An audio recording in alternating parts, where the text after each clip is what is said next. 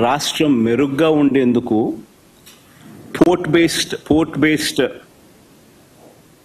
Industrialisation తీసుకొచ్చే క్రమంలో భాగంగా ఆంధ్ర రాష్ట్రం ఎప్పుడూ చూడని విధంగా మా హయాంలో అంటే వైఎస్ఆర్సీపీ హయాంలో ఏకంగా 4 పోర్ట్లను కట్టడం మా హయాంలో జరిగింది. Mulapeta port, Machilipatnam port, Ramayapatnam port, ఈ 3 గవర్నమెంట్ రంగంలో కట్టడం మొదలుపెట్టాం.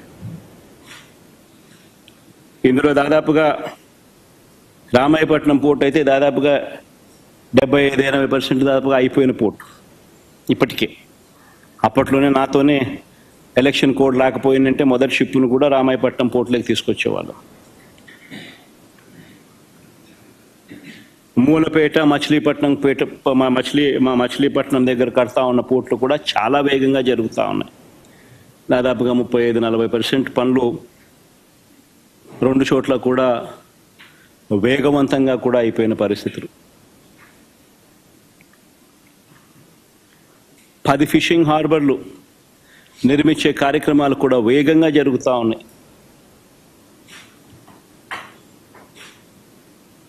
అందులో 1-2 నా హయాం మన హయాంలోనే ప్రారంభోత్సవం కూడా చేసాం. ఇంకొకటి మన హయాంలో పూర్తయింది, ఎలక్షన్ కోడ్ వల్ల మనం చేయలేకపోయినాం. మొన్న ఏదో వీడియో కాన్ఫరెన్సింగ్ ద్వారా మొన్న ఏదో మోడీ గారితో ఏదో ఓపెనింగ్ చేయడం కూడా జరిగింది. భవిష్యత్తులో వీటి విలువ కొన్ని లక్షల కోట్లు. నాగార్జున సాగర్ లాంటి ప్రాజెక్టు, శ్రీశైలం లాంటి ప్రాజెక్టులు ఈరోజు కట్టాలంటే సాధ్యమయ్యే పని కూడా కష్టమే. అన్నన్ని వేల కోట్ల రూపాయలు, లక్షల కోట్ల రూపాయలు ఒక్కొక్క ప్రాజెక్ట్ ఖర్చు అవుతుంది. పోలవరం మన కళ్ళ ముందనే చూస్తూ ఉన్నాం, ఎన్ని వేల కోట్ల రూపాయలు అవుతా ఉందో. సిమిలర్లీ గవర్నమెంట్ రంగంలో నిర్మిస్తూ ఉన్న ఈ పోర్టులు, ఈ ఆస్తుల కల్పన, ఇవన్నీ కూడా అంతే. రాబోయే తరాలకు రాష్ట్రంలో సొంత రాబడి పెరగాలి అని అంటే ఇటువంటి ఆస్తులు రాష్ట్ర ప్రభుత్వం చేతిలో ఉంటే రాష్ట్రానికి సంబంధించిన సొంతం వనరులు పెరిగే పరిస్థితి. ఇలాంటివి స్కాములు చేస్తూ అమ్మకానికి పెట్టారు.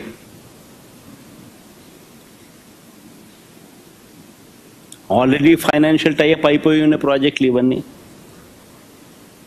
ఎవరు దీనికోసం ఫైనాన్సెస్ కోసం ఎతకాల్సిన పర్ల.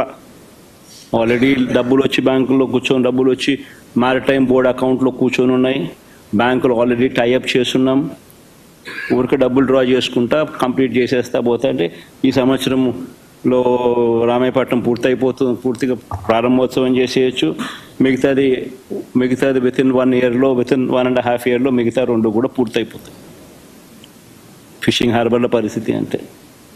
అయినా అలాంటివి అమ్ముతున్నారు స్కాములు చేస్తూ. 17 మెడికల్ కాలేజీలు మేము కట్టడం మొదలుపెట్టాం. మన రాష్ట్రానికి ఉన్న biggest problem is tertiary care.